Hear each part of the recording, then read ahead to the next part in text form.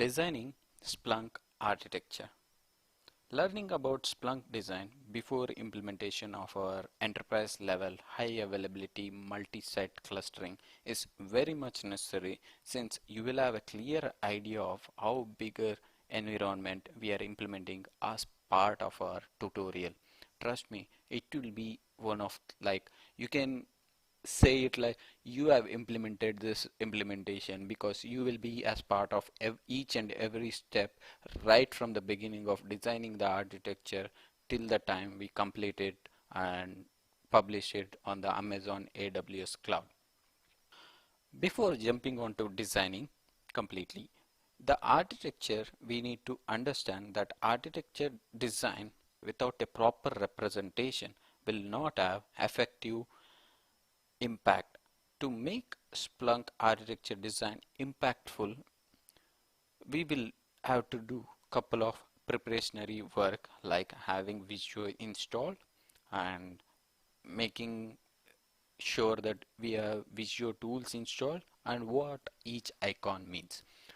To understand Splunk Visio utensils, or you can say that icons, you would have to go to, first let us download our Visio stencils. Go to the link, first link. It is nothing but a wiki page. The second link is kind of a descriptive, and which is used for explaining the each component in those stencils. It's a PDF document. Here in the first link we can see it's Splunk Visio utensils. It is in Splunk wiki, where it has been published and you can download. You can see there are a lot of components listed. Probably you might not pick it up now, but once we have done with our final course of publishing our enterprise architecture of Splunk on AWS, you'll be able to understand this most of these components. Let's click on this Visio stencils. We'll download the Visio stencils. It's downloading, and we'll go to, I believe, page number 6. Yeah, icon collection. You'll be able to see all the icons within those Visio stencils, what each icon represents. They have covered almost everything that a Splunk architect would need to create an architect diagram. They have covered almost every corner of Splunk implementation, considering the batch file input, indexer clustering, deployment server, cluster master, license manager, all the components including the heavy forwarder based on the OS level, as you can see here, heavy forwarder for Windows, for Mac, for Linux. These guys have done some extensive work in publishing this, but this has added a real quality of creating the architecture. Let me open up my Visio. I'll create a blank drawing, and we have downloaded stencils. To add them, click on more shapes, open stencils, Splunk documentation, or you need to unzip those files. Since I have already unzipped, this is the location, so I can click on open. It will automatically add all your Splunk documentation icons, as you can see here. Let me expand it. See, here you'll be able to see all different types of components used in the architecture. Let me show you how easy it is to create an Splunk architecture using Visio.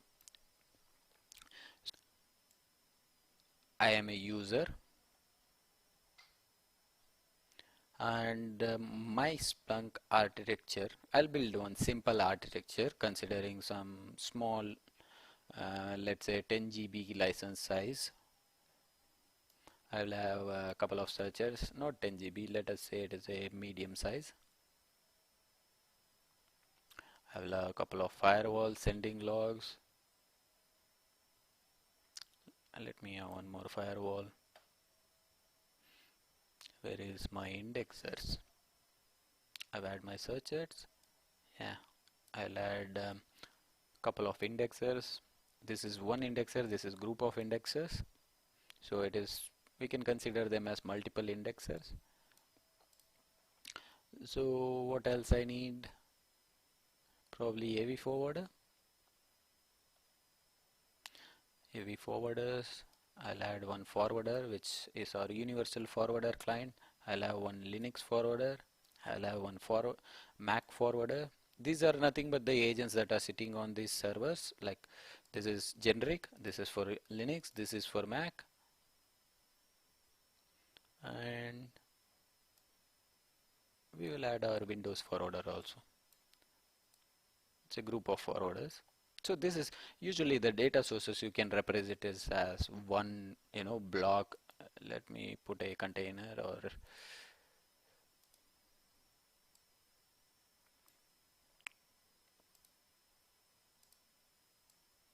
I'll put everything under one container and call this as my forwarders.